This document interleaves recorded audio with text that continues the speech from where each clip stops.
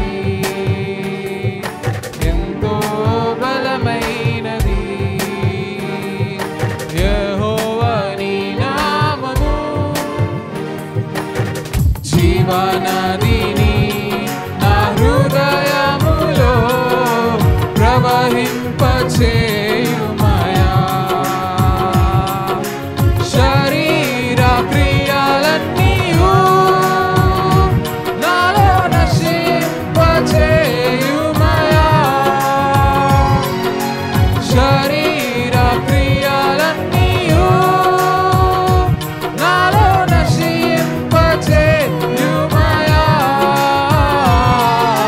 జీవనదిని నా హృదయములో ప్రవహింపచేయుమయా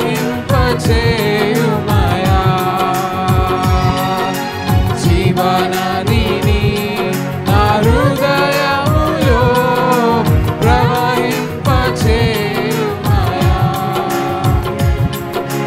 బలహీన సమయములో నీ బలము ప్రసాదించుము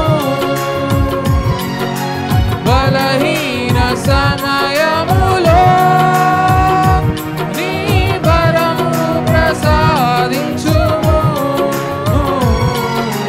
జీవనదిని నా హృదయములో ప్రవహింపచేయుమయా జీవనదిని నా హృదయములో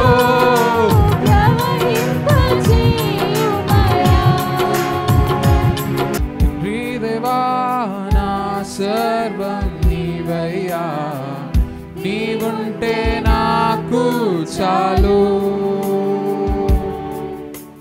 తండ్రి దేవా నా సర్వం నీవయ్యా నీవుంటే నాకు చాలు నా ప్రియుడా నా ప్రాణమా నిన్నారాధించెదను నా జీవమా నా స్నేహమా నిన్నారాధించెదను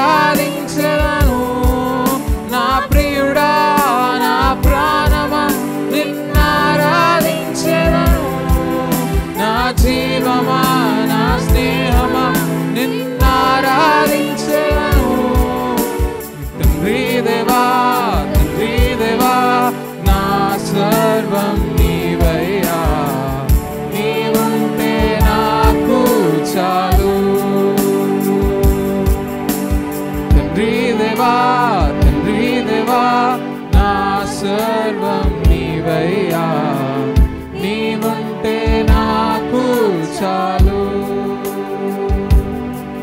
నీ ప్రేమ వర్ణించుట నా వల్ల కాదయ్యా నీ కార్యము వివరించుట నా బ్రతుకు చాలదయ్యా నీ ప్రేమ వర్ణించుట నా వల్ల కాదయ్యా నీ కార్యము వివరించుట నా బ్రతుకు చాలదయ్యా తండ్రి దేవా నానందమా నీ ఒడిలో నాకు సుఖము తండ్రి దేవా ఆనందమా నీ ఒడిలో నాకు సుఖము తండ్రి దేవా నా సర్వం నీవయ్యా నీవుంటే నాకు చాలు తండ్రి దేవా నా సర్వం నీవయ్యా నీవుంటే నాకు చాలు నా ప్రాణ స్నేహితుడా నీ సన్నిధి పరిమళమే చుంటె తేనె కన్నా నీ ప్రేమ మధురమయ్యా నా ప్రాణ స్నేహితుడా నీ సన్నిధి పరిమళమే చుంటె తేనె కన్నా నీ ప్రేమ మధురమయ్యా తండ్రి దేవా నానందమా నీ ఒడిలో మరి పాడదామండి తండ్రి దేవా ఆనందమా నీ ఒడిలో నాకు సుఖము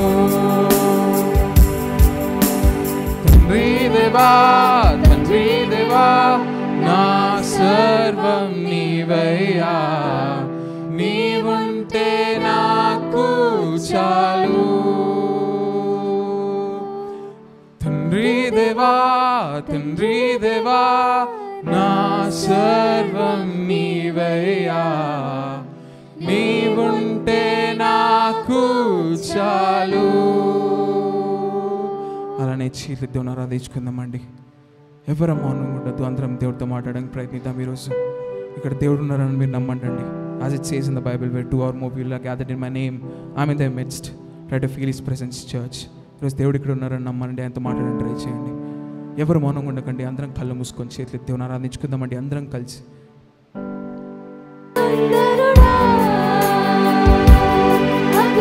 అందరం చేతులు పాడదామండి, ఎవరు మౌనంగా ఉండద్దు. నా ప్రియుడా, 10,000లో నీవు అతి సుందరుడవు, నా ప్రాణ ప్రియుడవు నీవే. శారోను పుష్పమా, లోయలోని పద్మమా, నిన్ను నేను కనుగొంటినే. సుందరుడా, అతిశయుడా, మహోన్నతుడా, నా ప్రియుడా. సుందరుడా, అతిశయుడా, మహోన్నతుడా, నా ప్రియుడా. సుందరుడా, అతిశయుడా, మహోన్నతుడా,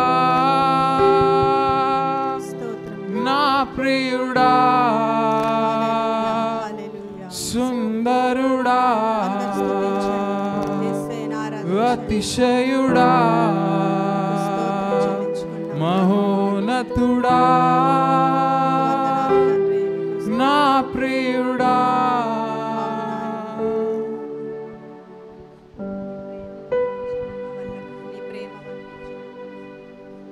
అందరం కలిసి యేసయ్య చేసిన మేలుపకారాలను తలంచుకుంటూ, మన కోసం ప్రాణం పెట్టిన ప్రేమ మన గొప్ప దేవుని ప్రేమ. ఆయన ప్రేమని, ఆయన కార్యాలని మనము మర్చిపోలేము. ఆయన కార్యాలని మనము వివరించలేము. ఎన్నో కార్యాలు, 1 కాదు 2 కాదు, మన జీవితంలో ఆయన చేసిన కార్యాలను తలంచుకున్నప్పుడల్లా మనకెంతో దుఃఖం వస్తుంది. మేము ఎలాంటి వారము తండ్రి, మేము ఒకప్పుడు ఎలాగున్నాం తండ్రి, మమ్మల్ని ఇంతగా దీవించారు నాయన, మమ్మల్ని ఇంతగా ఆశీర్వదించారు నాయన అని మిమ్మల్ని స్తుతించుకోవడానికి నాయన మాకు ఇచ్చిన అవకాశాన్ని బట్టి వందనాలని అందరూ స్తుతించండి. హల్లెలూయా, హల్లెలూయా, మీకు స్తోత్రం చెల్లించుకుంటున్నాను నాయన, మీకు వందనాలు ప్రభువా. హల్లెలూయా. నీ ప్రేమ వర్ణించుట అవును తండ్రి, నా వల్ల కాదయ్యా, నీ కార్యము వివరించుట నా బ్రతుకు చాలదయ్యా. నీ ప్రేమ వర్ణించుట నా వల్ల కాదయ్యా, నీ కార్యము వివరించుట నా బ్రతుకు చాలదయ్యా. తండ్రి దేవా, ఆనందమా నీ ఒడిలో నాకు సుఖము. తండ్రి దేవా, ఆనందమా నీ ఒడిలో.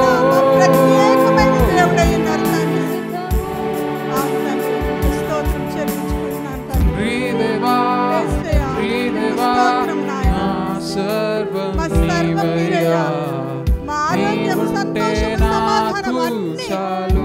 సర్వము మీరై ఉన్నారు తండ్రి, మీకు స్తోత్రం తండ్రి దేవా, మీ కార్యాలు వివరించడం, మీ ప్రేమని వర్ణించడం మా వల్ల కాదు. ఇక్కడ నిలబడిన ప్రతి బిడ్డ తండ్రి మిమ్మల్ని స్తుతిస్తుండగా, ఆరాధిస్తుండగా వాళ్ళ జీవితంలో ఇంకెన్నో కార్యాలు, ఇంకెన్నో అద్భుతాలు చేస్తూ మీ సన్నిధానంలో ప్రతి వారం ఈ రీతిగా స్తుతించే కృపను దయచేయమని వచ్చిన ప్రతి బిడ్డని జ్ఞాపకం చేసుకోనండి నాయన. ఆ బిడ్డలందరూ మీ సన్నిధిలో సంతోషం ఉంటుంది.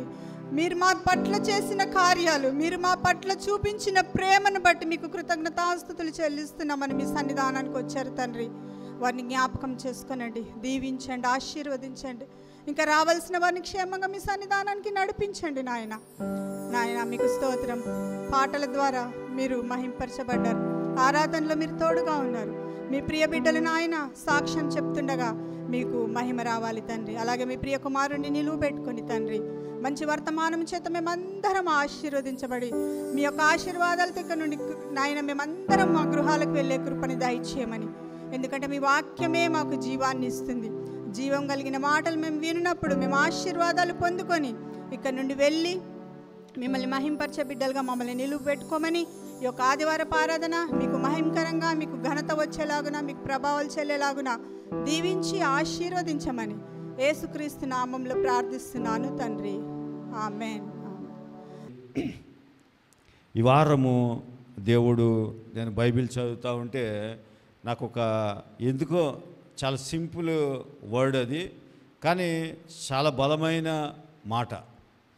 అది చదువుతూ ఉంటే అలా అనిపించింది నాకు. దీన్ని ఒక సిరీస్ చేయాలి, సిరీస్గా మలచాలి అనుకున్నాను. మరి అది ఎంతవరకు వెళ్తుందో నాకు తెలియదు, కానీ ప్రస్తుతం ఈ వారం అయితే అదే మెసేజ్ని నేను టైటిల్గా పెట్టుకున్నాను. అదేంటంటే హూ ఈజ్ జీసస్. అంతే, అది చాలా సింపుల్ వర్డ్. అది మీరు చాలాసార్లు వినే ఉంటారు. ఎవరు యేసు, ఎవరు అనగానే మీరు ఎక్కడెక్కడికో వెళ్ళిపోవద్దు. నేను అలా చెప్పను, మీరు ఊహించినట్టుగా దేవుడు నాకు చెప్పలేదు కాబట్టి నేను చెప్పను. యేసు ఎవరు అనగానే మరియ కుమారుడు, వడ్రంగి కుమారుడు, ఇవన్నీ చెప్పను నేను. యేసు ఎవరు, మనకి యేసు ఎవరో నీకు తెలియాలి. తెలిస్తే ఆయనతో అన్యోన్య సహవాసం చేస్తాం. ఏం చేస్తాం? అన్యోన్య సహవాసం అంటే భార్యాభర్తలు ఎలా ఉంటారు? మీరు అనుకుంటున్నారు కొట్లాడుకుంటారు. అలా కాదు.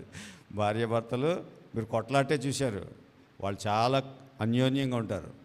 ఆ కొట్లాట అనేది ఏదైనా 5-10 నిమిషాలు, ఆ చీరల దగ్గరే వస్తుంది గొడవ, అంతకని ఏమి ఉండదు.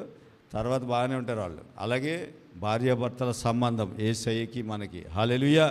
కాబట్టి యేసు ప్రభుతో అలాంటి ఈ సంవత్సరంలో అలాంటి అన్యోన్య సహవాసాన్ని సంఘానికి పరిచయం చేయాలని నా ఉద్దేశం. దయచేసి లూకా సువార్త 19వ అధ్యాయం గత వారము ఒకసారి మాట్లాడాను ఈ అంశం. అయితే అది మెసేజ్ అది కాదు, కానీ దాని గురించి కొంత విషయాన్ని మీకు చెప్పిన తర్వాత మెయిన్ మెసేజ్లోనికి వెళ్ళిపోదాం. 19వ అధ్యాయం చదువుతున్నప్పుడు ఎక్కడి నుంచి అంటే 19వ అధ్యాయం చూడండి. ఆ 19వ అధ్యాయాన్ని మనం జాగ్రత్తగా పరిశీలన చేస్తే, అంటే దాని గురించి ఏం చెప్పను, జస్ట్ మీకు పరిచయం చేసి నేను ముందుకు వెళ్ళిపోతాను. అక్కడ ఆయన యెరికో పట్టణంలో ప్రవేశించి దాని గుండా వెళ్తూ ఉన్నాడు యేసు ప్రభువారు. ఆయన పరిచర్య చేస్తూ, జాగ్రత్తగా వినండి, ఈరోజు చాలా విషయాలు యేసయ్య మీకు చాలా దగ్గరగా రాబోతున్నాడు. యేసయ్య దగ్గరికి మీరు వెళ్ళడం కాదు, యేసయ్య మీకు దగ్గరగా రాబోతూ ఉన్నాడు. ఈ సిరీస్ అయ్యేలోపుగా యేసయ్యకి మీకు చాలా అన్యోన్య సహవాసం కలగాలి. చూడండి, దాని గుండా వెళ్తూ ఉన్నాడు. వెళ్తూ ఉంటే ఇక్కడ తెలుగు బైబిల్లో సొంకపు గుత్తదారుడు ధనవంతుడు అయిన జక్కయ్య అని రాశారు. అయితే నేను ఇంగ్లీష్ బైబిల్ కూడా దగ్గర పెట్టుకొని చదివితే అక్కడ రాసిన మాట ఏంటంటే చీఫ్ ట్యాక్స్ కలెక్టర్. ఆయన ఏంటి డబ్బులు వసూలు చేసేవాడు కాదు. చీఫ్ ట్యాక్స్ కలెక్టర్ అంటే ఆయన కింద ట్యాక్స్ వసూలు చేసేవాళ్ళు చాలామంది ఉన్నారనమాట. చాలామంది ఉన్నారు. వాళ్ళందరికీ ఈయన ఎవరు? చీఫ్. అంటే వాళ్ళందరూ కలెక్ట్ చేసి ఎవరి దగ్గరికి తీసుకురావాలి? ఈయన ఇంటింటికి వెళ్ళి కలెక్ట్ చేయడు. ఈయన చాలా పెద్ద పోస్ట్ అయింది, చీఫ్ ట్యాక్స్ కలెక్టర్ ఆయన. తర్వాత ఆయన గురించి he was a rich man అని ఉంది. ఆయన చాలా ధనవంతుడు. ఈ రెండు విషయాలు చాలా జాగ్రత్తగా గమనించండి. ఆయనకి యేసయ్యతో అన్యోన్య సహవాసం చేయాల్సిన అవసరం లేదు. ఉందా? ఇప్పుడు మీకే ఈ రెండు ఉన్నాయనుకోండి. ఏ రెండు? మీరు చీఫ్ ట్యాక్స్ కలెక్టర్, ఒకవేళ అలాగే అర్థమైపోతే మీరు ఒక కలెక్టర్ అనుకోండి, ఐఏఎస్ కలెక్టర్. మీకు ఏముంది? మంచి ఉద్యోగం ఉంది, మంచి డబ్బు ఉంది. ఇప్పుడు యేసయ్య కావాలా మీకు? అవసరం లేదు మనకి. నిజంగా చెప్తున్నా, అవసరం లేదు. ఎందుకంటే ఇప్పుడు ఆ రెండు ఉంటే యేసయ్య దగ్గరికి ఎందుకు వస్తాం మనం? రాము. కానీ ఈ వ్యక్తికి ఎందుకో అతనిలో చాలా జాగ్రత్తగా వినండి, మన దగ్గర డబ్బు ఉంటుంది, హోదా ఉంటుంది, అన్నీ ఉంటాయి. కానీ యేసయ్య లేకపోతే నీలో ఎంప్టీనెస్ ఉంటుంది, ఒక ఖాళీ ప్రదేశం ఉంటుంది, అన్నీ ఉంటాయి. అంటే వ్యక్తికి ఈ రెండు ఉన్నంత మాత్రాన మనం ఏమనుకుంటామంటే వాడికి ఏంట్రా, వాడికి చీఫ్ ట్యాక్స్ కలెక్టర్, వాడికి ఏంట్రా బోల్డ్ అంత ధనవంతుడు, వాడు హ్యాపీ అనుకుంటాం. వాడికి ఉన్న సమస్యలు మీకు తెలీదు. చాలా సమస్యలు ఉంటాయి, చాలా సమస్యలు ఉంటాయి. మీకు చాలా విషయాలు చెప్పొచ్చు ఇలా చెప్పాలంటే. నేను ఇప్పుడు యేసు ప్రభు లేకుండా నువ్వేమీ చేయలేవు. నీకు అన్నీ ఉండొచ్చు. చాలాసార్లు మనం బాధపడుతూ ఉంటాం, వాడు మా పక్కింటోడు చూడండి, వాడికి మంచి ఉద్యోగం, వాడు చూడండి మంచి డబ్బు ఉంది, వాడికి ఉండొచ్చు. కానీ నీకున్న బ్లెస్సింగ్ లేదు. నువ్వు 2 పూటలు హాయిగా తింటావు, వాడు ఒక పూటే తినాలి. వాడుకుంటే సమస్యలు ఆడికి. అయితే ఈ చీఫ్ ట్యాక్స్ కలెక్టర్ జక్కయ్యకి యేసు ఎవరు? ఇప్పుడు ఈరోజు మన మెసేజ్ కూడా అదే, హూ ఈజ్ జీసస్, యేసు ఎవరు అని ఒక ఆశ కలిగింది. ఎందుకంటే అతనికి ఏదో సంథింగ్, ఒక ఎంప్టీనెస్ ఉంది లోపల. అది తెలుసుకోవడానికి బయలుదేరి ఆ ఎరుకో పట్టణం గుండా వస్తున్నాడని తెలిసి ఈయన ఏం చేశాడంటే, ఆయన చూడాలని ఆశ ఉంది. చాలామందికి యేసయ్యని కలవాలని ఆశ ఉంటుంది, ఆయన గురించి వినాలని ఆశ ఉంటుంది. కానీ సాతానుగాడు చాలాసార్లు ఆటంకపరుస్తూ ఉంటాడు. అక్కడ 2 ప్రాబ్లమ్స్ ఉన్నాయి జక్కయ్యకి. యేసయ్యని ఎవరో చూడాలని ఆశ ఉంది, కానీ 2 ప్రాబ్లమ్స్ ఏంటంటే, ఒకటి జనసమూహం అడ్డం వచ్చింది. మీరు అనుకోవచ్చు జనసమూహం అడ్డం వస్తే చూడలేడా అంటే చూడలేడు. ఎందుకంటే అతని శారీరక స్థితి అడ్డం వచ్చింది. ఆయన పొట్టివాడు, చాలా పొట్టివాడు. జనసమూహం యూదులంటే చాలా హైట్ ఉంటారు. ఇప్పుడు ఆయనకి 2 విషయాలు ఆటంకపరుస్తున్నాయి. యేసయ్య ఎవరు చూడాలి, వినాలని ఆశ ఉంది, కానీ అది తీరే అవకాశం లేదు. నాకు అనిపించింది ఆయన ఎవరు? చీఫ్ ట్యాక్స్ కలెక్టర్, చాలా మంచి పొజిషన్, హోదా. రెండవది he was a rich man, చాలా ధనవంతుడు. ఇప్పుడు ఈ 2 కలిగిన వ్యక్తి ఒక సామాన్యమైన వ్యక్తిలాగా పరిగెట్టుకుంటా చెట్టు ఎక్కేశాడు. నాకు అనిపించింది ఇతనికి ఎంత ఆశ ఉంటే ఇతను హోదాని మర్చిపోయాడు, ఇతను ధనవంతుడు అనే విషయం మర్చిపోయి చెట్టు ఎక్కేశాడు. ఇప్పుడు అదే స్థానంలో నువ్వు ఒక మంచి ఆఫీసర్ అనుకో, మంచి ర్యాంక్ ఉంది నీకు, నీ దగ్గర రిచ్ డబ్బు ఉంది, నువ్వు చెట్టు ఎక్కుతావా యేసయ్యని చూడడానికి? నేనైతే ఎక్కను, మీరు ఎక్కుతారేమో నాకు తెలియదు. ఎక్కం. కానీ ఆయనకి ఎంత కోరిక ఉందో ఆ విషయం చెప్తుందన్నమాట. చెట్టు ఎక్కాడు, చెట్టు ఎక్కేసి ఆ చెట్టు మీద నుంచి చూడడానికి అలా చెట్టు కొమ్మ మీద కూర్చుంటే యేసు ప్రభు నడుచుకుంటా అక్కడికి వచ్చాడు. ఇదంతా యేసయ్యకి ముందుగానే తెలుసు ఆత్మలో. ఆయన చూసేశాడు. చూసి సరిగ్గా చెట్టు దగ్గరికి వచ్చి నిలబడి, చాలా జనసమూహం ఉన్నారు, వాళ్ళందరికీ ఏంటంటే ఏదో యేసయ్యని యేసయ్య వెనకాల తిరగాలని వచ్చారు అంతే. ఏ ఆశ లేని వాళ్ళు. కానీ ఒక ఆశ కలిగిన వ్యక్తి ఉన్నాడు, ఆ వ్యక్తి జక్కయ్య. అక్కడ చెట్టు దగ్గరికి వచ్చి ఆగి, జక్కయ్య త్వరగా దిగు, నేడు నేను నీ ఇంట ఉండవలసి ఉన్నదని అతనితో చెప్పగా అతడు త్వరగా దిగి సంతోషంతో. ఎలా? యేసయ్య దగ్గర ఎప్పుడు కూడా ఏడుస్తూ వెళ్ళకూడదు. ఎలా వెళ్ళాడు? సంతోషంగా. అంటే ఆయనకి ధనం ఉన్నప్పుడు సంతోషం లేదు.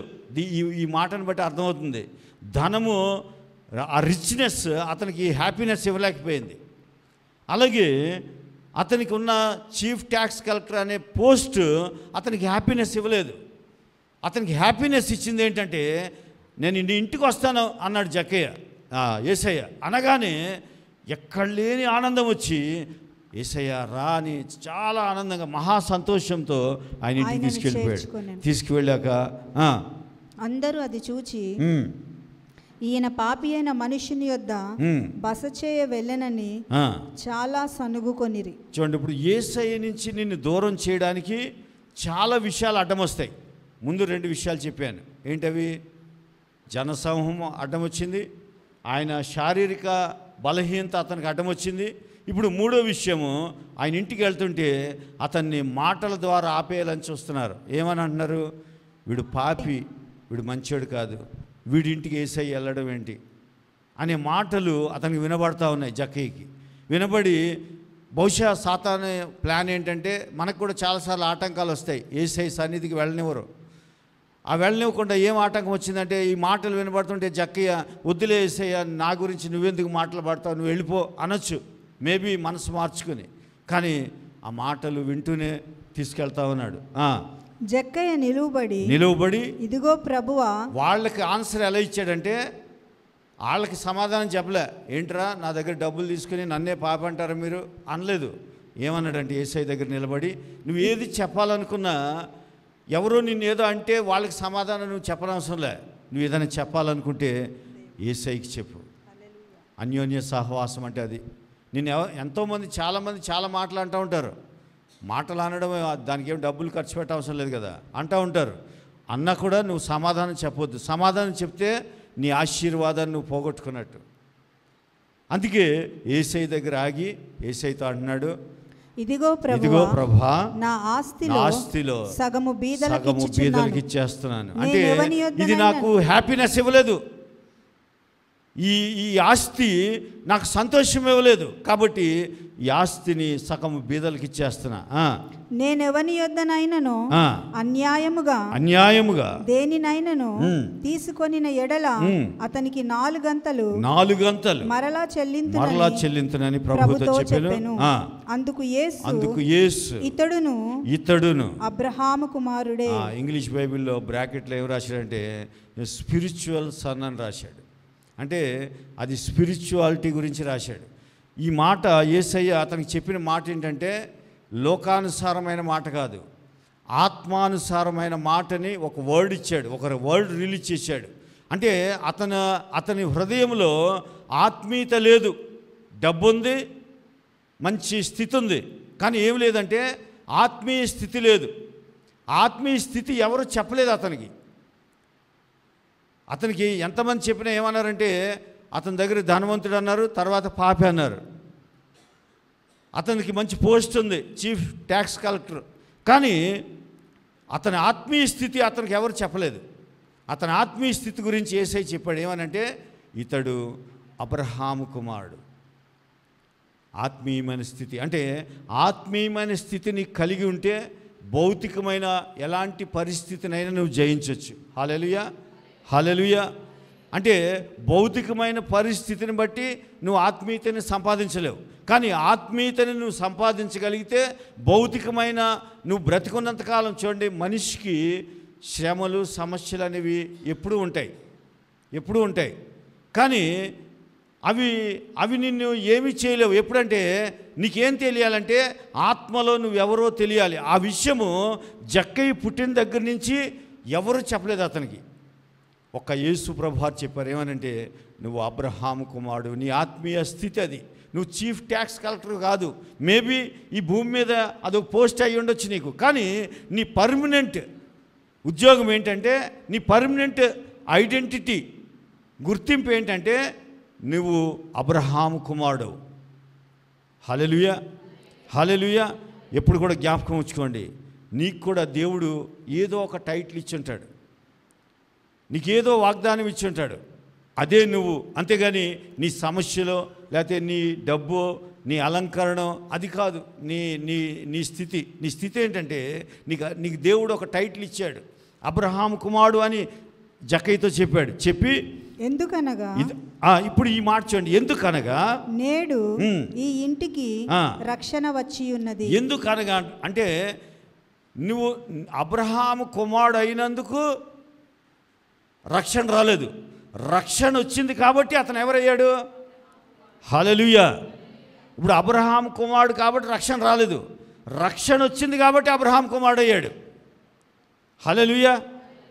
నీ ఇంటికి యేసయ్య పరిచయం అయితే నీ ఇంటికి రక్షణ వచ్చినట్టు. యేసయ్యతో నీకు పరిచయం అయితే నీ ఇంటికి రక్షణ వచ్చినట్టు.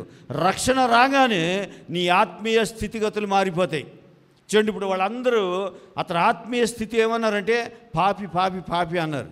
యేసయ్య ఒక్కడు ఏమన్నాడంటే నువ్వు అబ్రహాం కుమారుడు, ఎందుకనగా నేడు నీ ఇంటికి రక్షణ వచ్చి అన్నది. రక్షణ ఎవరంటే ప్రభు అయిన యేసుక్రీస్తు వారు. అయితే మన మెసేజ్ ఇదంతా కాదు, ఇది జస్ట్ ఇంట్రడక్షనే. అయితే ఇదంతా జరిగిన తర్వాత జక్కయ్యతో యేసు ప్రభు వారు ఒక మాట చెప్తున్నారు. ఆ మాట చాలా విలువైంది. యేసు ప్రభు ఎవరు? ఈ రోజున ఒక చిన్న విషయాన్ని మీకు జస్ట్ ఇంట్రడక్షన్ లాగా చెప్పి నేను వదిలిపెట్టేస్తాను. తర్వాత వచ్చే వారం నుంచి ఈ సిరీస్ కొనసాగుతాయి. చూడండి, ఆయన జక్కయ్యకి ఎవరు, యేసు ప్రభు వారు ఎవరో రివీల్ చేసుకుంటున్నాడు జక్కయ్యకి. అన్నీ చెప్పాడు. ఇవన్నీ చెప్పిన తర్వాత ఒక ప్రాముఖ్యమైన మాటని జక్కయ్యకి చెప్తున్నాడు. 10వ వచనం, నశించిన దానిని వెదకి రక్షించుటకు మనుష్య కుమారుడు వచ్చెనని అతనితో అంటే ఎవరు? జక్కయ్యతో ఒక మాట చెప్పాడు యేసయ్య. జక్కయ్యతో ఒక మాట చెప్పాడు. ఏ మాట అంటే నశించిన దానిని వెదకి రక్షించుటకు మనుష్య కుమారుడు వచ్చాడు. అయితే ఇది చదివిన తర్వాత అంటే నశించిపోయాడు జక్కయ్య. ఇప్పుడు జక్కయ్యతో చెప్పాడంటే అర్థం ఏంటి? జక్కయ్య ఏముంది ఆ జక్కయ్య దగ్గర? Chief tax collector, rich man. కానీ ఈయన నశించిపోయిన లిస్టులో ఉన్న వ్యక్తి, ఈ ప్రపంచంలో నశించిపోయిన వ్యక్తి ఆయన. ఇప్పుడు ఈ వ్యక్తి తనను తాను రక్షించుకోలేడు. ఇప్పుడు యేసయ్య ఎందుకు వచ్చాడు జక్కయ్య దగ్గరికి? నశించిన దానిని వెదకి రక్షించడానికి వచ్చాడు. ఇది ఇలా ఉంచుదాం. మత్తయి సువార్త 7వ అధ్యాయం 7వ వచనం చదవండి. మళ్ళీ ఇక్కడికి వద్దాం. అడుగుడి మీకు ఇయ్యబడును, వెదకుడి మీకు దొరుకును, తట్టుడి తీయబడును. 3 మాటలు చెప్పాడు. వెదిగితే దొరుకుతుంది, అడిగితే ఇస్తాను, తడితే తీయబడిన అన్నాడు. కానీ ఇది ఎందుకో నాకు అప్లికబుల్ కాలేదు. ఇది నా జీవితానికి అన్వయించుకోలేకపోయాను. ఈ మాటని ఎందుకు అన్వయించుకోలేకపోయానంటే ఒకప్పుడు నేను కూడా నశించిపోయిన వ్యక్తిని. ఇప్పుడు నశించిపోయిన వ్యక్తిని వెతుకు అంటే వెతుకుతాడా? మాట్లాడాలి. ఇప్పుడు నశించిపోయాడు, ఆత్మీయంగా చచ్చిపోయిన వ్యక్తి అతను మీకు ఎఫెసీ పత్రికలో చూపించాను. మీరు చచ్చిన వారై ఉండగా, అంటే చచ్చినోడు ఏం చేస్తాడు? చచ్చిపోయినోడు ఏం చేస్తాడు? లాస్ట్లో చాలాసార్లు ఏడుస్తూ ఉంటారు చచ్చిపోయిన వాళ్ళ దగ్గర. ఏమనంటే, అయ్యా నువ్వు మొన్న బిర్యానీ వండమన్నావు, ఆ రోజు అన్నం వండాను కాదు, ఇప్పుడు చచ్చిపోయావు, ఈ బిర్యానీ ఎవరికి పెట్టను నేను అంటే ఆ ముందు అడిగినప్పుడు పెడితే అటు తినేవాడు.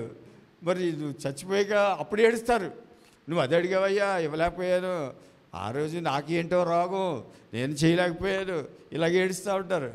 మరి నేను అందుకే చెప్తాను, మీరు ఏం చేయాలనుకున్నా మనిషి బ్రతికుండగా చేయండి. చనిపోయాక చాలా ప్రేమ వచ్చేస్తుంది, అది చేసేద్దాం, ఇది చేసేద్దాం, ఆ సమాధిని ఎంత ఎత్తి కట్టేద్దాం, లేకపోతే ఊరోళ్ళందరినీ పిలిచి 10 వెరైటీలు పెట్టి భోజనాలు ఎందుకు, ఎవరికి కావాలి? ఆ బతికున్నప్పుడు ఒక ముద్ద పెట్టి మంచిగా పిలిచి చాలు. చనిపోయాక నువ్వు వెళ్ళకపోయినా తప్పులేదు. బ్రతికుండగా వాళ్ళకి ప్రేమతో వాళ్ళు ఏదైనా అడిగితే ఏమడుగుతారు? పెద్దవాళ్ళు ఏమడుగుతారు చెప్పండి? వాళ్ళు తినేది ఎంత, మనం వదిలేసిన అంత. వాళ్ళకి ప్రేమగా పిలిచి ఒక ముద్ద పెట్టు, సంతోషపడతారు. అంతేగాని చనిపోయాక అందరిని పిలిచి భోజనాలు పెడతావు, ఏం సుఖం? నీకేం కలిసి వస్తుంది? ఏమి ఉండదు. అందుకని అవన్నీ అనవసరం. మనం అందుకే బ్రతికుండగానే ఏది చేసినా మనం చేయాలి. దయచేసి గమనించండి. ఇప్పుడు యేసు ప్రభు వారు చచ్చిపోయినోడిని బ్రతకంటే వాడు బ్రతకలేడు. అక్కడ యేసయ్య యూదులకి చెప్తున్నాడు ఏమనంటే, వాళ్ళు మాట వినని ప్రజలు, వాళ్ళు ఏమంటున్నారంటే, మేము వెతుకుతాం, మేము తడతాం, మేము ఇంకో మాట ఏంటి, అడుగుతాం. అంటే అడుగు, మరి నీకు ఓపుకుంటే అడుగు. అంటే నా జీవితం అనుభవాన్ని నేను చెప్తున్నాను. యేసయ్య చెప్పాడు, అడుగుడి ఇయ్యబడును. మీరు నిజంగా చెప్పండి, ఎన్నాళ్ళ నుంచి మీ కోరికలు అడుగుతున్నారు యేసయ్యని? అడుగుతున్నారు లేదా? అలా అని అడగొద్దని నేను అనట్లేదు. ఇక్కడ నా అనుభవాన్ని నేను చెప్తున్నాను, నాకు కలిగిన ప్రత్యక్షతను నేను చెప్తున్నాను.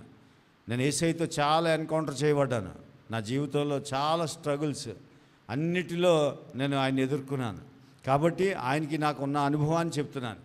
వెతికేలాగుంటే వెతుకుతూనే ఉంటావు. యేసయ్య దగ్గరికి ఎందుకు వస్తావు? ఇప్పుడు సండే, నువ్వు సండే చర్చికి ఎందుకు వచ్చావు? నీకు ఏది అవసరం లేదా? కావాలి కదా, మరి వెతుకు వెళ్ళి. అలాగే అడుగుతా అంటావు, అడుగు. మరి నువ్వు ఎన్నాళ్ళ నుంచి ప్రేయర్ చేస్తున్నావు, ఇది కావాలని జరుగుతుందా? తర్వాత తట్టమన్నాడు, ఎన్నిసార్లు తట్టావు? తట్టి డోర్ మూసి కూర్చున్నావు. అంటే దీని మీనింగ్ ఏంటంటే యేసయ్య చెప్పింది తప్పని కాదు.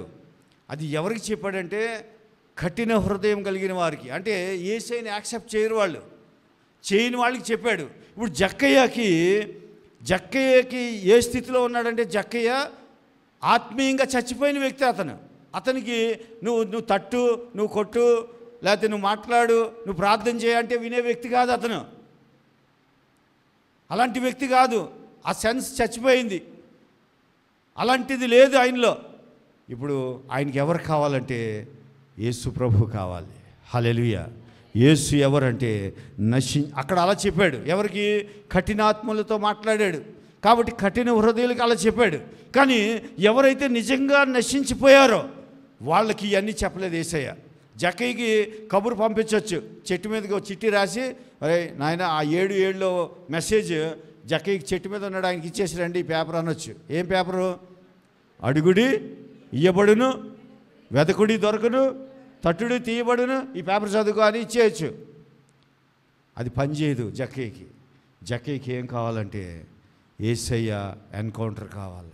యేసయ్యతో ఎన్కౌంటర్ అవ్వాలి. అంటే యేసయ్య ఆయనే బ్రతికించాలి నశించిన దానిని. అంటే జక్కయ్య నశించిపోయాడు. నశించిపోయినోడికి అడుగుడి ఇయ్యబడునంటే వాడికి అర్థం కాదు. అడుగుడి ఇయ్యబడును, తట్టుడి తీయబడును, వెదకుడి దొరుకునంటే ఆ చిట్టి అక్కడే పాడేసి వెళ్ళిపోతాడు ఆయన. ఆయనకి ఎవరు కావాలంటే యేసయ్య కావాలి. హల్లెలూయా. ఒకవేళ నీ జీవితం ఎవ్వరూ బ్రతికించలేనంతగా చచ్చిపోయింది అనుకో, ఆర్థికంగా చచ్చిపోయావో, లేకపోతే ఏ విషయంలో చనిపోయావో, నీ జీవితం ముగింపుకు వచ్చేసింది అనుకున్నావేమో.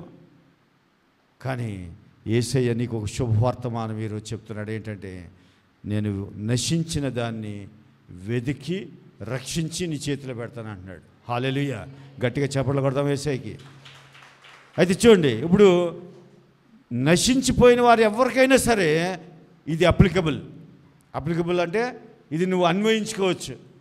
నా జీవితం నశించిపోయిందయ్యా అనుకున్నవారు, లేకపోతే నా ఆరోగ్యం నశించిపోయిందయ్యా అనుకున్నవారు, లేకపోతే నా జీవితంలోకి గమ్యమే లేదు అనుకున్న వారికి యేసయ్య ఈరోజు ఒక వాగ్దానం చేస్తున్నాడు. ఏంటంటే, నశించిన దాన్ని వెదకి రక్షించడానికి నేనున్నాను. హల్లెలూయా. హల్లెలూయా. ఈ నశించిపోయిన వాళ్ళకి మత్తయి సువార్త 7:7 అవసరం లేదు. నశించిపోయిన వాడికి అవసరం లేదు. నశించిపోయి రక్షించబడ్డవాడికి కావాలి. నశించిపోయినడికి అవసరం లేదు. ఈరోజు నేను చెప్పబోయే మెసేజ్, ఒకవేళ నువ్వు నిజంగా నీ జీవితం నశించిపోవడం అంటే నీ జీవితంలో ఏదైతే లోటు ఉందో దాన్నే నశించిపోయిన స్థితి అంటాం. ఆ స్థితి కలిగి ఉంటే, అంటే నువ్వు చాలాసార్లు అడిగి అలసిపోయి ఉంటావు, నువ్వు చాలాసార్లు వెతికి అలసిపోయి ఉంటావు, చాలాసార్లు తట్టి అలసిపోయి ఉంటావు. అలాంటి వారికి ఈరోజు యేసయ్య ఒక చల్లని మాట చెప్తున్నాడు.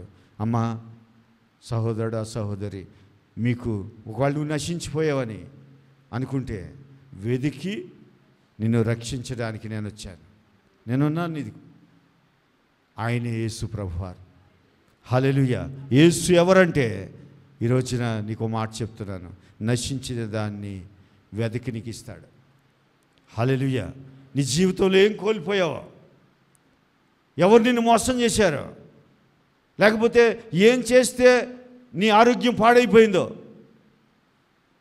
లేకపోతే ఎవరు నీకు ఆటంకంగా ఉన్నారో నీకు వచ్చే బ్లెస్సింగ్ని దొంగిలించడానికి, లేకపోతే ఎవరు నిన్ను పాడు చేశారో, ఎవరు ఏది చేసినా ఒకవేళ నీ స్థితి నశించిపోయి ఉంటే యేసయ్య ఒక గొప్ప శుభవర్తమానం ఏంటంటే వెదకి రక్షిస్తాడు. నువ్వెక్కడున్నా సరే వెదకి నువ్వు అనుకోవచ్చు, అయ్యా నేను అడగలేదు కదా, అడగకపోయినా రక్షిస్తాడు. నేను తట్టలేదు కదా, ఆయన రక్షిస్తాడు.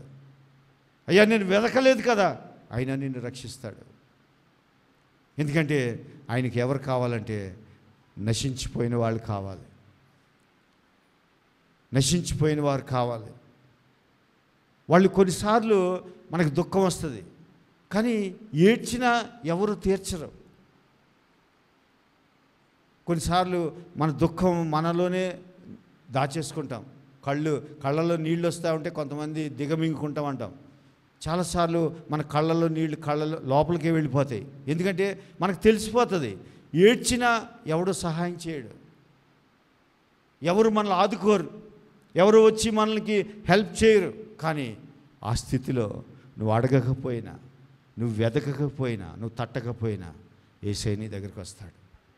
హల్లెలూయా. వచ్చి నీ పాడైపోయిన ఏదైతే నశించిపోయిందో నీ జీవితంలో, ఆ నశించిపోయిన దాన్ని వెదకి రక్షించి బహుమానంగా ఇచ్చి వెళ్ళిపోతాడు. దానికి ఛార్జెస్ లేవు, ఫ్రీగా నిన్ను బాగు చేసి వెళ్ళిపోతాడు ఆయన నీ ప్రభు. నువ్వు నమ్ముకున్న దేవుడు నువ్వు వెతికితే వచ్చే దేవుడు కాదు, లేకపోతే నువ్వేదో తడితే తీసే దేవుడు కాదు. నువ్వు అడగకపోయినా వెతకకపోయినా నిన్ను రక్షించుకుంటాడు. మన దేవుని గొప్పతనం అది. నన్ను అలాగే రక్షించుకున్నాడు, నా జీవితాన్ని అలాగే బాగు చేశాడు. అలా బాగు చేసి ఇంతమందిని సంఘాన్ని నాకు ఇచ్చాడు. నీ అనుభవం యేసయ్యతో నీకున్న సహవాసం ఏంటో చెప్పు బిడ్డ అని నన్ను నిలబెట్టుకున్నాడు. ఆ మత్తయి 7:7 ఎవరికంటే కఠినంగా మత పిచ్చిలో ఉంటారు కదా, వాళ్ళకి చెప్పిన వాక్యం అది. నేను వెతుకుతా అంటే వెతుకంటాడు యేసయ్య. ఒక యవనస్తుడు వచ్చాడు, అయ్యా నేను నిత్యజీవం పొందడానికి ఏం చేయాలంటే చెయ్యి 5 చేయి అన్నాడు. ఆ 5 చేశానయ్యా, నా బాల్యం నుండే నాకు తెలుసు అన్నాడు. అంటే అయితే ఇంకోటి చెయ్యి, ఏంటంటే నీ ఆస్తి అమ్మి బీదలకి ఇచ్చి నన్ను వెంబడించి అన్నాడు. అది నా వల్ల కాదని వెళ్ళిపోయాడు. అందుకే నువ్వేం చేయలేవు ఆయన దగ్గర రూల్స్తో నువ్వు ఆయనతో సహవాసం చేయలేవు. రూల్స్కి ఆయన ఎవరంటే ధర్మశాస్త్రమును నెరవేర్చిన వ్యక్తి యేసుప్రభువారు. ఈ ప్రపంచంలో ధర్మశాస్త్రాన్ని 100% నెరవేర్చిన వ్యక్తి ఎవరంటే యేసుప్రభువారు. నువ్వు ఆయనతో నేను చేస్తానని వెళ్ళి ఏమీ చేయలేవు, ఎందుకంటే ఆయన 100% ధర్మశాస్త్రాన్ని నెరవేర్చిన వ్యక్తి. అందుకే ఎప్పుడు కూడా నేను యేసయ్య దగ్గర నేను అది చేస్తా అని పరిగెట్టొద్దు. యేసయ్యకి సరెండర్ అయిపోవాలి. హల్లెలూయా. ప్రభా నువ్వే దిక్కు అనాలి, నువ్వే దిక్కు. మన 2 చేతులు ఆయన దగ్గర లేపేయాలి. దొంగ ఏం చేస్తాడు? పోలీసుల దగ్గర పోలీసుడు గన్ తీసుకొచ్చాడు, ఏం చేస్తాడు? కాల్చే అంటాడా? ఏమంటాడు? అంటే అరెస్ట్ చేసుకోవాలి. కాల్చకరానైనా అరెస్ట్ చేసేదానని. యేసయ్య దగ్గర అలాగ అయిపోవాలి నువ్వు. హల్లెలూయా. అయ్యా నా 2 చేతులు ఎత్తేసాను, ఇక నాతో కాదు. ఎందుకు ఈ మాటలు చెప్తున్నానంటే మీరు నన్ను అడగొచ్చు, బైబిల్లో చాలా విషయాలు ఉంటాయి. ఇప్పుడు కనాను స్త్రీ ఉంది. కనాను స్త్రీకి అడగడం తెలుసు, అడిగింది. కూతురు గురించి అడిగింది, ఇచ్చాడు. కొంతమంది అడిగితే ఇచ్చాడు, కొంతమంది వెతికితే ఇచ్చాడు. మీకు 3 ఉపమానాలు ఉంటాయి లూకా సువార్త 15వ అధ్యాయంలో. ఒక ఆమె 10 తలాంతుల్లో 1 6 10 వెండి నాణాల్లో ఒకటి పోగొట్టుకుంటే ఏం చేసింది? ఇల్లంతా శుభ్రంగా ఊడిస్తే దొరికింది, అంటే వెతికితే దొరికింది. కానీ చీపురు పట్టుకుని ఊడ్చే శక్తి కావాలి, కళ్ళు పనిచేయాలి, అన్నీ పనిచేస్తే ఊడ్చి వెతుక్కోవచ్చు. మనం అంటాం కదా, మనకి ఈ బాగా తెలుసు లోకం సామెతలు ఏమని, పడిపోయిన చోటే వెతుక్కోవాలంటాం, పడిపోయిన చోటే వెతుక్కోవాలి. కానీ పడిపోయిన చోట నువ్వు వెతికినా దొరకని పరిస్థితులు వస్తాయి. నువ్వు పడిపోయిన చోట వెతికినా దొరకదు. నీ జీవితంలో అలాంటి అనుభవాలు ఉన్నాయో లేవో నాకు తెలియదు, కానీ నేను అనుభవించాను. పడిపోయిన చోట వెతికినా దొరకదు. అప్పుడు ఏం చేయాలి? నశించిన దాన్ని వెదకి రక్షించే ఒక వ్యక్తి అన్నాడు నీకు. హల్లెలూయా. పడిపోయిన చోట వెతికినా, కొన్ని సంవత్సరాలు వెతికినా నీకు దొరకదు. దొరకకపోతే నశించిన దాన్ని వెతికి రక్షించే వ్యక్తి దగ్గరికి వెళ్ళాలి. అయ్యా, అలిసిపోయాను, నేను వెతికి వెతికి అలిసిపోయాను, అడిగి అడిగి అలిసిపోయాను, నా వల్ల కాదు, ఇక నేను అడగలేను, నేను వెతకలేను అని చూడు ఒకసారి. నీ జీవితము బటర్ఫ్లై లాగా అయిపోద్ది. అలా తయారు చేసేస్తాడు యేసయ్య. చూడండి, ఇప్పుడు ఆమె వెతికింది, దొరికింది. ఎస్. అలాగే ఇంకొక ఉపమానం చెప్పాడు. ఏంటమ్మది? ఇంకా రెండు ఉంటాయి, ఇంకోటి ఉంటుంది. గొర్రెలు. 100 గొర్రెల్లో ఒకటి తప్పిపోయింది. వెతికాడు. మరి మనిషి తప్పిపోయాడు. అప్పుడు తండ్రి వెతకలేదు. బుద్ధి వచ్చినప్పుడు తండ్రి ప్రేమ ఉంది కాబట్టి వచ్చాడు. కానీ నేనేమంటానంటే, ఆత్మీయంగా చచ్చిపోయి ఎందుకు పనికి రాకుండా మన జీవితాన్ని మనమే పాడు చేసేసుకొని, ఎవరు లేరు, ఇక నా పని అయిపోయింది అని, ఒకవేళ అలాంటి స్థితిలో కానీ నువ్వు ఉంటే, అన్నీ మన ముందే ఉంటాయి కానీ నువ్వు వెతకలేవు, అడగలేవు, కొట్టలేవు, తట్టలేవు. అప్పుడు ఏం చేయాలి? శక్తి ఉంది కాబట్టి వెతికింది, దొరికింది. శక్తి ఉంది కాబట్టి ఆ వ్యక్తి వెళ్ళాడు, ఆ గొర్రెని తెచ్చుకున్నాడు. కానీ ఈ 3 చేయలేని టైం వచ్చేస్తుంది. ప్రతి మనిషికి వస్తుంది. అప్పుడు ఎవరు అంటే, చూడండి, ఒక ఉదాహరణ చూపిస్తా మీకు. యోహాను సువార్త 5వ అధ్యాయం తీయండి. 5వ అధ్యాయంలో మనకు తెలిసి ఏంటంటే, గొర్రెల ద్వారం దగ్గర బెతెస్దా అనబడిన ఒక కోనేరు కలదు. దాంట్లో 5 మంటపాలు ఉన్నాయి. ఈ 5 మంటపాలు, అక్కడ ఒక నియమం ఉంది. ఏంటంటే, ఆయా సమయాలకి దేవదూత కోనేటిలో దిగి నీళ్లు కదిలించుట కలదు. నీరు కదిలింపబడిన పిమ్మట మొదట ఎవడు దిగునో వాడు ఎట్టి వ్యాధి గలవాడైనను బాగుపడును. గనుక ఆ మంటపములలో రోగులు, గ్రుడ్డివారు, కుంటివారు, ఊచకాలు చేతులు గలవారు గుంపులుగా పడియుండిరి. ఇప్పుడు చూడండి, అక్కడ ఒక వ్యక్తి ఉన్నాడు. అక్కడ ఒక వ్యక్తి ఉన్నాడు. అతనికి వ్యాధి వచ్చి 38 సంవత్సరాల నుంచి ఆ మంటపం దగ్గర ఉన్నాడు. 38 years. అతను అడగలేడు, అడిగినా పట్టించుకునే దిక్కు లేదు. ఎందుకంటే ఎవడు దోకాలో ఆలోచిస్తాడు, కానీ నీ గురించి ఎవడు అడుగుతాడు? అక్కడ అడిగినా, ఇప్పుడు యేసయ్య చెప్పింది ఏంటి? అడిగితే దొరుకుతుంది, అడిగితే దొరుకుతుంది, వెతికితే దొరుకుతుంది. వెతకడానికి అతనికి కాళ్ళు చేతులు లేవు, పని చేయవు. అడిగితే ఎవడు పట్టించుకునేవాళ్ళు లేడు. అక్కడే కేకలు, రోదనలు, ఇంకా అన్ని రోగాలతో ఉన్నవాళ్ళు, ఏడుపులు, మొత్తులు అలా ఉన్నాయి. ఎవరిని అడుగుతాడు? ఎవరిని అడగలేడు, వెతకలేడు, తట్టలేడు, నీళ్ళని తట్టలేడు. నీళ్ళలో వెళ్ళి తడితే వెంటనే బాగుపడతాడు. కానీ ఈ 3 ఆయన జీవితంలో పనిచేయవు. ఏం చేయాలి అతను? ఇలాంటి సందర్భం నీ జీవితంలో ఎప్పుడైనా వచ్చిందో లేదో నాకు తెలియదు. నాకైతే చాలాసార్లు వచ్చాయి. అడగలేం, తట్టలేం, వెతకలేం. కానీ మన జీవితం బాగుపడాలని ఉంటుంది.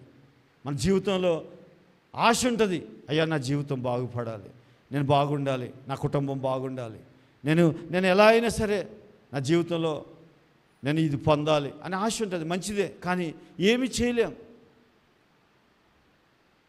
నేను కలెక్టర్ ఆఫీస్లో క్లర్క్ కమ్ టైపిస్ట్ జాబ్ చేశాను.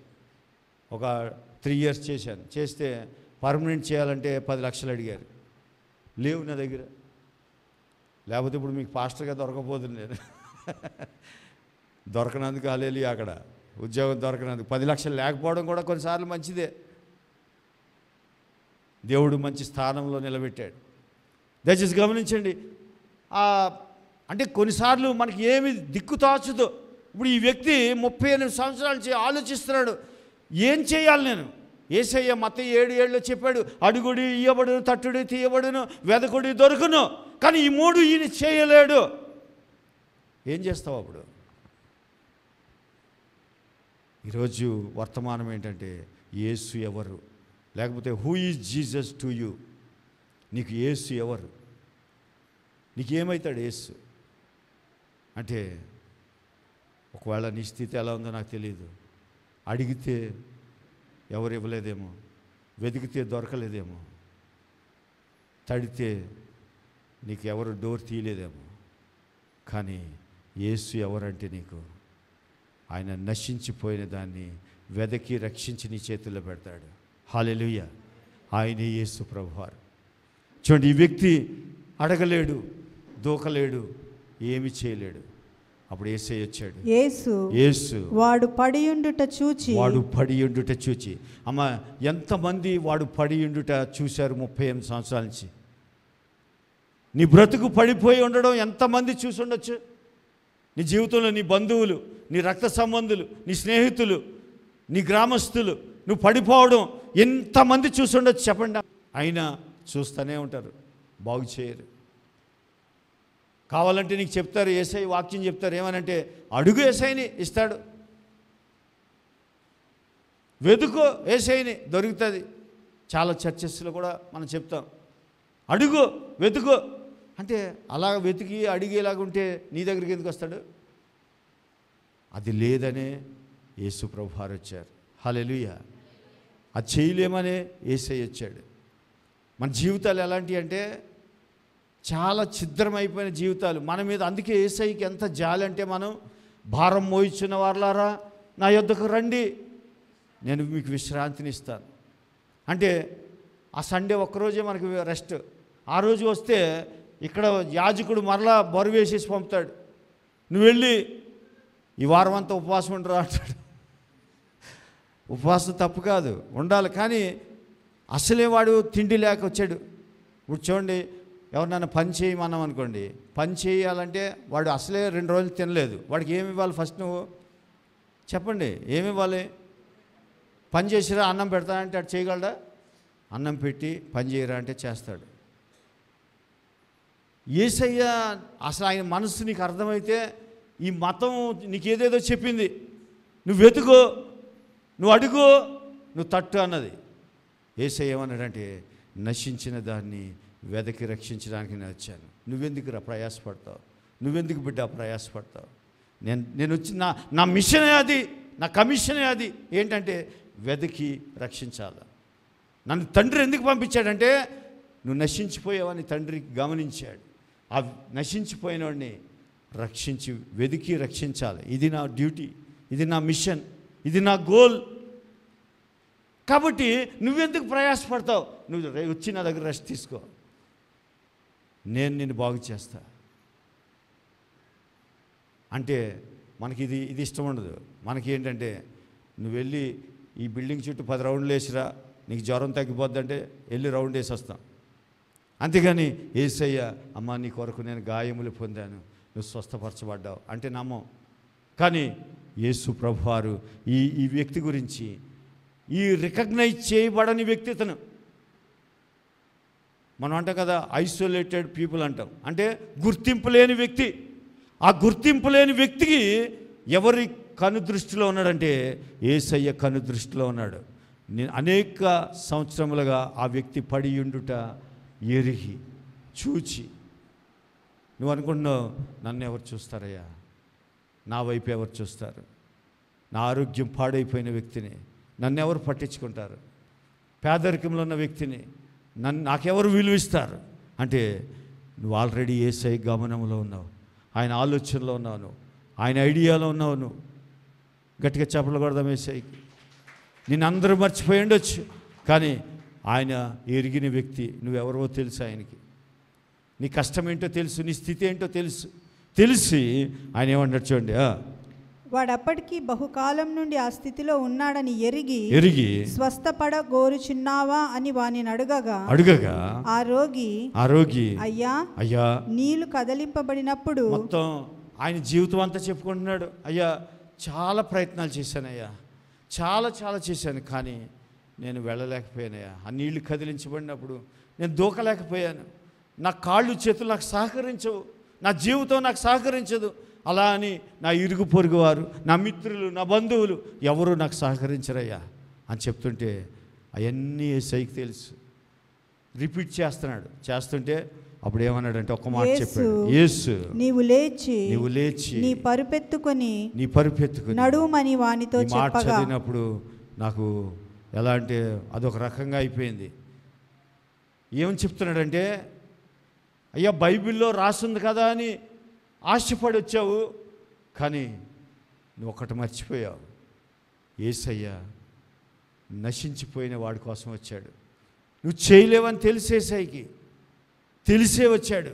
నాకు ఈ మాట ఏమనిపించిందంటే, అయ్యా నువ్వు ఎంతకాలం నుంచి ఇక్కడ పడున్నావో, కానీ ఇక మీదట ఈ కదిలింపబడే నీళ్లతో నీకు పని లేదు, నువ్వు దాంట్లో దూకాల్సిన పని లేదు, వాళ్ళకిలాగా వెయిట్ చేయాల్సిన పని లేదు. ఈ క్షణమే నీ పరుపెత్తుకుని వెళ్ళిపో. హల్లెలూయా, హల్లెలూయా. నీ స్థితిని నేను గమనించాను. నువ్వు నా జ్ఞాపకంలో ఉన్నావు. నీకు ఇప్పుడు దేవదూతతో పని లేదు, ఆ దేవదూత వచ్చి కదిలించే నీళ్లతో నీకు పని లేదు, ఆ దేవదూత వచ్చి ఆ కదిలించే ఆ సమయంతో నీకు పని లేదు. నశించిన దాన్ని వెదకి రక్షించడానికి వచ్చిన ప్రభువు నీతో ఉన్నాడు. నేను చెప్తున్నాను, పరుపెత్తుకుని వెళ్ళిపో. 38 సంవత్సరాల నుంచి గట్టి మీద పడుకున్నాడు. ఒకే ఒక మాట చెప్పాడు యేసయ్య. అందుకే ఆయన మాటలు ఆత్మయు జీవం, లైఫ్. ఆయన మాటలు ఏంటంటే లైఫ్. ఆయన మాటలు వట్టెట్టు మాటలు కాదు. ఆయన మాట వింటుంటే నీలోకి జీవం వస్తూ ఉంటుంది. హల్లెలూయా. అంటే మరణములో నుండి జీవంలోనికి వస్తూ ఉంటావు ఆయన మాటలు వింటూ ఉంటే. ఆ జీవం వచ్చేసింది. వచ్చి వెంటనే వాడు స్వస్థత నొంది తన పరుపు భుజాన్ని వేసుకుని నడిచెను. హల్లెలూయా, హల్లెలూయా. ఎంతమంది ఈ రోజున అయ్యా నా బ్రతుకులో నడవాలని ఉంది, పడిపోయాను, నేను నా స్థితి పడిపోయింది, నడవాలని ఉందంటే ఒకటే మాట యేసయ్య ఏం చెప్తున్నాడంటే, నశించిన దాన్ని వెదకి నేను రక్షిస్తా. నువ్వు రక్షించుకోకు, నీ వల్ల కాకే కదా యేసయ్య వచ్చాడు. చూడండి, ఆయనకి తెలుసు నువ్వు నశించిపోయావని. నశించిపోయినోడికి ఏం కావాలంటే ఏదేదో పెద్ద లిస్ట్ ఇచ్చి చేయమంటే చేయలేడు. ఏం చెప్పమన్నాడంటే ఒకటే మాట చెప్పమన్నాడు, పరలోక రాజ్యము సమీపించి ఉన్నదని చెప్పాలి. తర్వాత ఆ పరలోక రాజ్యములో ఏముందో చెప్పమన్నాడు. ఏముందో చదవడమ్మా. రోగులను స్వస్థపరచుడి అన్కండిషనల్గా. జాగ్రత్తగా గమనించండి, కండిషన్ లేదు. ఆ నశించిపోయాడు, అక్కడికి వెళ్ళి ఒక మాట చెప్పండి, పరలోక రాజ్యము సమీపించి ఉన్నది. ఆ పరలోక రాజ్యం నీకు ఏం చేయబోతుందంటే, నశించిపోయావు కాబట్టి నీ రోగము స్వస్థపరచబడుతుంది. చనిపోయిన వారిని లేపుడి, కుష్ఠరోగులను శుద్ధులుగా చేయుడి, దయ్యములను వెళ్ళగొట్టుడి, ఉచితముగా పొందుతిరి, ఉచితముగా ఇయ్యుడి. హల్లెలూయా. ఇది నశించిపోయినోడికి కావలసిన వర్తమానం. వాడి చెవుల్లో ఈ మాటలు వెళ్ళాలి. అంతేగాని వాడికి హోంవర్క్ ఇచ్చి నువ్వు చేయరా అంటే వాడు చేయలేడు. ఎందుకు చేయలేడంటే నశించిపోయాడు ఆల్రెడీ. ఒకవేళ నశించిపోవడం అంటే మీరు అనుకుంటున్నారు నేను బాగానే ఉన్నాను లేండి, నేను నశించిపోలేదు అనుకుంటున్నారు. నశించిపోవడం అంటే నీ జీవితంలో ఏదో ఒక ఏరియాలో లోటు ఉంది, దాన్ని నశించిపోవడం అంటారు. చూడండి, కొంతమందికి అందంగా ఉంటారు, పెళ్ళి అవ్వదు. కొంతమందికి అన్ని చదువులు ఉంటాయి, జాబ్ రాదు. కొంతమందికి అంత బాగానే ఉంటుంది, మనిషిని చూస్తే లోపలన్నీ రోగాలే. కొంతమందికి రకరకాలు. నశించిపోవడం అంటే నీ జీవితంలో ఏదో ఒకటి నశించిపోయే స్థితి ఉంది. ఆ స్థితి ఉన్న వారికి ఏ వర్తమానం చెప్పాలంటే వాళ్ళ చెవులకి వినపడాల్సింది ఏంటంటే, పరలోక రాజ్యము సమీపించిన, రోగులను స్వస్థపరచుడి, చనిపోయిన వారిని లేపుడి, కుష్ఠ రోగులను శుద్ధులుగా చేయుడి, దయ్యములను వెళ్ళగొట్టుడి, ఉచితముగా పొందారు, ఉచితముగా ఇయ్యుడి. మన చర్చిలో అందుకే అన్నీ ఉచితమే. హల్లెలూయా, హల్లెలూయా. ఎందుకంటే మన సప్లై ఎవరంటే యేసు ప్రభువారు. 15:24 చదవండి, మత్తయి సువార్త 15:20 ముగించుకుందామా. అంటే నశించిన వారి దగ్గరికే యేసయ్య వచ్చాడు. ఒకవేళ నువ్వు బాగున్నానంటే నీ కార్యాలు జరగవు.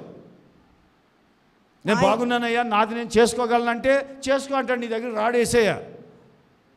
యేసయ్య ఎవరి దగ్గరికి వస్తాడంటే, అయ్యా నా జీవితంలో లోటు ఉందయ్యా, నా జీవితంలో నశించిపోయే స్థితి ఉంది అని నువ్వు చెబితే యేసయ్య నిన్ను కలుసుకుంటాడు. నువ్వు వెళ్ళవసరంలే, యేసయ్య నీ దగ్గరికి వస్తాడు. నీలో ఏదో కోరిక నీకు తీరలేదేమో, యేసయ్య నీ దగ్గరికి వస్తాడు. చూడండి ఏమంటాడు చూడండి, ఆ కనాను స్త్రీతో ఒక మాట చెప్తున్నాడు. ఆయన ఇశ్రాయేలు ఇంటి వారై నశించిన జాగ్రత్తగా అండర్లైన్ చేసుకోండి, నశించిన గొర్రెల యొద్దకే గాని మరి ఎవరి యొద్దకును నేను పంపబడలేదు. యేసయ్య వచ్చిందే నశించిపోయిన దగ్గరికి వచ్చాడు, అంతే. నువ్వు నశించిపోయి ఉంటే నిన్ను వెదకి రక్షించుకుంటాడు. నువ్వు చేయాల్సిన పనల్లా ఒప్పేసుకో. ఆయనకి తెలుసు ఆల్రెడీ నువ్వు నశించిపోయావని. యేసయ్యకి ఆయన ఆల్రెడీ నీ నశించిపోయిన స్థితిగతులు ఆయన ఎరిగినవాడు. కాబట్టి ఆయన దగ్గర ఒప్పేసుకుంటే తప్పే ఉంది. ప్రభా, నేను నశించిపోయానయ్యా, నా వల్ల కాదు, అలసిపోయాను ప్రభా, నాతో కాదయ్యా అని ఒక మాట చెప్తే తప్పే ఉన్నది. ఒక మాట చెప్పు చూడు. ఇప్పటి వరకు నీ జీవితం వేరు, నువ్వు ఆ మాట చెప్పిన తర్వాత జీవితం వేరు. అక్కడ ఎన్నో రిఫరెన్స్లు మీకు చూపించాను. నశించిన గొర్రెల యొద్దకే కానీ మరి ఎవరి యొద్దకు పంపబడలేదు. పరిసయ్యులు సద్దుకాయల దగ్గరికి వెళ్ళలేదు యేసయ్య. ఎందుకంటే నేను నీతిమంతుడు అనేవాడికి యేసయ్యతో పనే ఉంది? చెప్పండి అమ్మా, ఏం పని ఉంది? కానీ మనం ఏం చేస్తామంటే ఆయన వచ్చిన మిషన్ ఏమో వేరు. ఏంటి? నశించిపోయినోడిని బాగు చేద్దాం వెతికి అని ఆయన మిషన్. నువ్వేమన్నావంటే లేలే ప్రభా, నువ్వు వెతకొద్దు, నేనే వెతుకుతా నిన్ను. యేసయ్య, నువ్వు నన్ను అడగొద్దు, నేనే నీకు చెప్తా. నువ్వు తట్టొద్దు నన్ను, నేనే తడతా నిన్ను. అలాగే అని ఓడిపోయిన వ్యక్తిని నేను యేసయ్య దగ్గర ఎప్పుడైతే చెప్పాను నా వల్ల కాదయ్యా అంటే బ్రతికించాడు, రక్షించాడు, వెదకి రక్షించుకున్నాడు. అలాంటి జీవితం నీకు కావాలంటే, యేసయ్యతో సహవాసం కావాలంటే, యేసయ్యని నువ్వు ఒక మతపరంగా చూడొద్దు. బైబిల్లో వచనాలన్నీ రుద్దేసుకోవద్దు నీ మైండ్లో. నశించిపోయావు అన్న సంగతి యేసయ్యకి తెలుసు. నీకేం తెలియాలంటే నశించిన వారిని వెదకి రక్షిస్తాడు. నువ్వెక్కడున్నా వెతుకుతాడు. నువ్వు హైదరాబాద్లో ఉన్నా వెతుకుతాడు, శ్రీకాకుళంలో ఉన్నా వెతుకుతాడు. నువ్వెక్కడున్నా వెతికి పట్టుకుంటాడు. నేను పట్టుకొని రక్షించి నేను 10 మందికి రక్షణకరంగా ఉంచుతాడు, 10 మందికి బ్లెస్సింగ్గా ఉంచుతాడు. నేను అందుకే నేను పుట్టించాడు. ఆయన వచ్చింది అందుకు, లేకపోతే యేసయ్య రావసరం లేదు. ఆయన కమిషన్ అది. ఈ విషయము ఎంతమందికి అర్థమైంది ఈరోజు? హల్లెలూయా. యేసయ్య, నీ మనస్సులో నేను ముగిస్తున్నాను. ఈరోజు ఒక చిన్న మనసులో ఒక చిన్న తీర్మానం, నాకు చెప్పనవసరం లేదు, మీ మనసులో ఒక చిన్న తీర్మానం చేసుకోండి. ప్రభా, నేను ఓడిపోయానయ్యా, అలిసిపోయాను ప్రభా, నేను పోరాడి జీవితంలో అలిసిపోయాను, ఒంటరితనంతో చచ్చిపోయాను. అందరూ ఉన్నారు కానీ ఒంటరి దాన్నే. నా బ్రతుకు ఎవరు బాగు చేయలేరయ్యా, నన్ను అందరూ వదిలేశారు. నా స్థితిగతులు ఎవరికి చెప్పినా ఉపయోగం లేదు. నన్ను బాగు చేయి. నువ్వు అడగనవసరం లేదు కూడా, ఒక్క తీర్మానం చేసుకో అంతే. నేను ఒంటరివాడిగా మిగిలిపోయాను. నా కన్నీరు తుడిచే ఎవరు లేరు. ఒక్క నిమిషం కళ్ళు మూసుకోండి దయచేసి. మీ హృదయంలో ఎక్కడ గాయమైందో ఒక చిన్న పాట, ఒక వచనం పాడుతూ ఉండగా మీరు మీ మనస్సులో ఎక్కడ నలిగిపోయారో, ఎక్కడ నశించిపోయారో ఒకసారి జ్ఞాపకం తెచ్చుకొని ప్రభుతో మాట్లాడండి. పాపాన్ని క్షమించి, అందులో ఒక వచనం బంగారం కోరలేదు, వచ్చిన వారందరూ పాడండి. కోరలేదు, హృదయాన్ని కోరావయ్యా. ఈ విషయము యేసయ్యతో ఎప్పుడైనా నువ్వు ఎప్పుడైనా మాట్లాడావా? యేసయ్య, నేను వెదకి రాలేనని, నువ్వే వచ్చినందుకు వందనాలయ్యా అని ఎప్పుడైనా చెప్పు. ఆయనతో సహవాసం అంటే ఏదేదో చేయడం కాదు, ఆయనతో మాట్లాడు. ప్రభా, నేను రాలేనని నువ్వే వచ్చావు. పాడండి. నే వెదకి రాలేనని నా కోసం వచ్చావయ్యా, నా సర్వం యేసయ్యా, గట్టిగా నా యేసయ్య పాడండి. జీవం యేసయ్యా, నా ప్రాణం యేసయ్యా, నా ధ్యానం యేసయ్యా. పాపాన్ని వచ్చిన తొలగించు, పాడండి. నశించి హారం కోరలేదు, వెండిని కోరలేదు, హృదయాన్ని కోరావయ్యా. ఆస్తిని అడగలేదు, అంతస్తు అడగలేదు, హృదయాన్ని అడిగావయ్యా. నే వెదకి రాలేనని నా కోసం వచ్చావయ్యా. నే వెదకి రాలేనని నా కోసం వచ్చావయ్యా. చాలండి. వెదకి మనం వెళ్ళలేమని. ఎందుకు వెళ్ళలేమంటే మనం ఆల్రెడీ నశించిపోయిన వారు. మన పేదరికము మనల్ని కృంగదీసేసింది, మన అనారోగ్యము మనల్ని నాశనం చేసేసింది. మన జీవితం చక్కగా నడుస్తున్నప్పుడు ఏదో అనారోగ్యం వస్తుంది, వచ్చి మన జీవితం చిన్న భిన్నం అయిపోద్ది. ఏం చేయాలో తోచదు. ఆ టైంలో ఎవరికి చెప్పినా, ఎవరి దగ్గర ఏడ్చినా ఎవరు నిన్ను పట్టించుకోరు, నిన్ను రికగ్నైజ్ చేయరు. అలాంటి టైంలో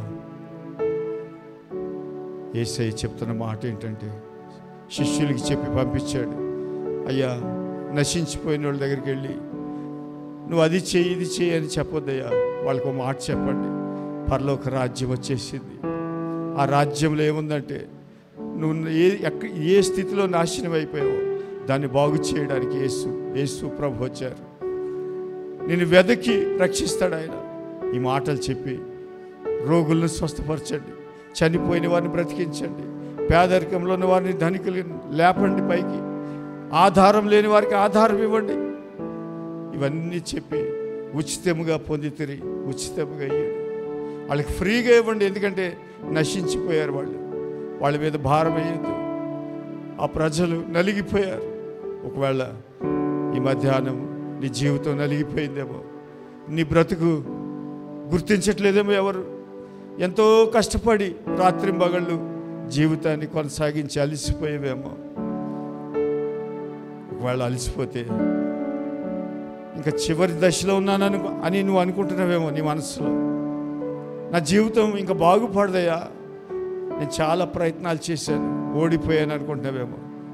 అలా అనుకునుంటే ఈ మధ్యాహ్నం నీకు ఒక గుడ్ న్యూస్, ఒక శుభవార్త ఏంటంటే, యేసు ప్రభువారు నశించిపోయిన నీ దగ్గరికి ఆయన వచ్చి నిన్ను వెతికి, నువ్వెక్కడున్నా సరే, నువ్వు ఏది పోగొట్టుకున్నావో నీ జీవితంలో, అది మేబీ ఆరోగ్యమే కావచ్చు, అది ఆస్తే కావచ్చు, అది నీ చదివే కావచ్చు, నీది ఏదైనప్పటికీ నువ్వు ఏది పోగొట్టుకున్నావో దాన్ని వెతుకుతాడు ఆయన. వెతికి దాన్ని బాగు చేసి రక్షించి నీ చేతుల్లో పెడతాడు. ఓ బంగారపు షాప్ ఆయన దగ్గరికి వెళ్తే, విరిగిపోయిన బంగారం తీసుకుని వెళ్తే దాన్ని కరిగించి కొత్త వస్తువుగా తయారు చేస్తాడు. ఒక ఇనుమును కొనే వ్యక్తి, పాత ఇనుమును కొనే వ్యక్తి ఆ ఇనుమును కరిగించి దాన్ని కొత్త ఇనుముగా తయారు చేస్తాడు. అందుకే తండ్రి అయిన దేవుడు చెప్తున్నాడు, నశించిన వారి దగ్గరికి వెళ్ళి పరలోక రాజ్యముని గురించి చెప్పండి. యేసు ప్రభువే ఆ పరలోక రాజ్యము. ఆయన కనికర సంపన్నుడు. ఆయన నిన్ను వెతికి, నశించిపోయి ఉంటే వెతికి రక్షించడానికి వచ్చాడు. ప్రభా ఇది చాలయ్యా నాకు అనుకున్నవారు మీ మనస్సులో యేసయ్యకి వందనాలు చెప్పి గట్టిగా చప్పట్లు కొడదాం ఒకసారి. యేసయ్యకి హల్లెలూయా, హల్లెలూయా, హల్లెలూయా, హల్లెలూయా, హల్లెలూయా. దేవునికి మహిమ కలుగునుగాక. చాలు. ఈ రోజున ఎంతమంది మీరు బ్లెస్ అయ్యారు? యేసు ఎవరు అంటే ఇంటికి వెళ్ళి నీ మనసుకి చెప్పు, నశించిపోయిన నన్ను వెదకి రక్షించడానికి వచ్చిన ప్రభు. నా తల్లికి చెప్పుకున్నా, నా తండ్రికి చెప్పుకున్నా బాగు చేయలేదు, కానీ ఆయనకి చెప్పుకుంటే నశించిపోయిన నా జీవితం బాగుపడుతుంది అని ఈ వారమంతా ఈ మెసేజ్ నీ మనసులో ధ్యానించుకో. వచ్చే వారంలో నీ జీవితంలో కొన్ని మార్పులు జరుగుతాయి. అట్టి కృప దేవుడు మీకు అనుగ్రహించునుగాక. ఆమేన్. మంచిది, కళ్ళు మూసుకోండి. మహోన్నతుడా, సర్వశక్తిమంతుడా, కృప కలిగిన ప్రేమ కలిగిన యేసయ్య, మీకే వందనాలు, స్తుతులు, స్తోత్రాలు చెల్లిస్తున్నాను. నా జీవితంలో నేను కూడా మతస్థుడిగా మీ దగ్గర పొందాలని చాలాసార్లు వెతికాను ఆయన, చాలాసార్లు అడిగాను, చాలాసార్లు తట్టాను. కానీ నశించిపోయిన నేను తట్టలేనని, వెతకలేనని, నీకు తెలిసినంతగా నాకు తెలియలేదు. అందుకే తట్టి వెతికి అలసిపోయి ఓడిపోయానని నీతో చెబితే అప్పుడు నువ్వు చెప్పావు, నువ్వు నశించిపోయావని నాకు ఎప్పుడో తెలుసు, నువ్వు వెతకలేవని తెలుసు. అందుకే నేనే వచ్చాను నీ కొరకు.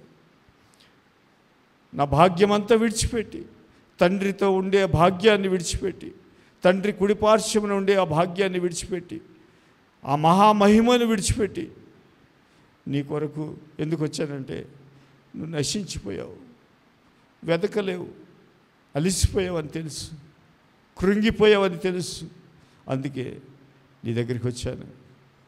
నేనే నీ రక్షకుడిని, వెతకి నిన్ను రక్షించుకుంటాను.